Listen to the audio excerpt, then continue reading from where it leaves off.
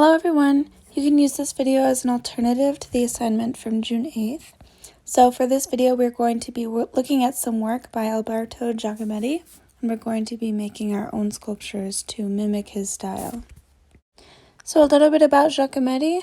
He was a Swiss sculptor who was very important in the 20th century. He was influenced by Surrealism and also by Cubism and wanted to talk about the human condition in his work. So for this assignment, one of the key words I want you to think about is movement. So how can you make your figure look like it is in motion? So to make your sculpture, you're going to need some scrap paper, you're going to need some tape and aluminum foil, and a good amount of it. So today I'll be creating a human figurative sculpture. So what I started to do was first I crumpled up a piece of paper to look like a head, so like a little ball. And then I also crumpled up a longer, more ovular shaped piece of paper to look like the body of my person. So you're going to want to start from the top down. So I'm starting with the head, wrapping my tinfoil around the piece of paper that I crumpled up. And to make the neck, I'm going to have to attach basically another sheet of aluminum foil over top of my head and leave some excess tinfoil below so that I can shape it to look like a longer, skinnier neck. So I'm making my figure elongated, meaning I'm going to lengthen the neck, the arms, the legs, the torso, because in Giacometti's work, you can see he's got this very elongated look to all of his figures. So if you want your figure to look sort of like Giacometti's, then you can make your arms abnormally long, your legs abnormally long, the neck, same for the torso. Every single part of the body should be exaggerated. So this is where I start to roll up paper so that it looks like arms and legs. And you can kind of, like I said, exaggerate those lengths. I did cut mine just a little bit. You also want to consider that your person is still going to have elbows and knees, so maybe you'll want to bend that piece of paper just a little bit. And for me, I ended up just taping these pieces of paper to my torso. So obviously the arms are going to go where the shoulders would be, so on either side of the torso. Not in the middle of the torso, but at the top.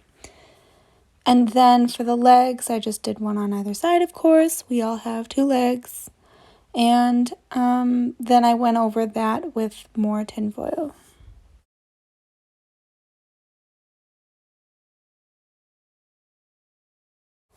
So especially at this point, when you're wrapping your tinfoil around your arms and the torso and everything, you will have to rip it just a bit. And you'll want to really make sure and squeeze so that it's nice and tight over top of the paper, so it's not just going to loosely fall apart. This is where you can also start thinking about movement. So how can you make your figure look like it is in motion? So you might want to put one leg in front of the other, make him look like he's walking, or you could even do jumping legs and the arms in the air instead of down by his sides. So experiment with it, and you can kind of fast forward through this part. This is just still me attaching the legs and doing the tinfoil, and then at the very end I'll show you how my figure turned out.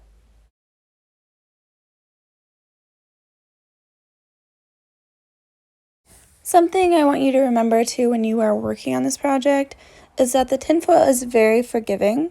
So you can crinkle it up so that basically it's really, really flat. You can shape it, mold it how you like, and you can also move your figure even after you've built it. So don't be too hard on yourself. This is the first time I'm sure that you're doing this. So just do your best and let me know if you have any questions.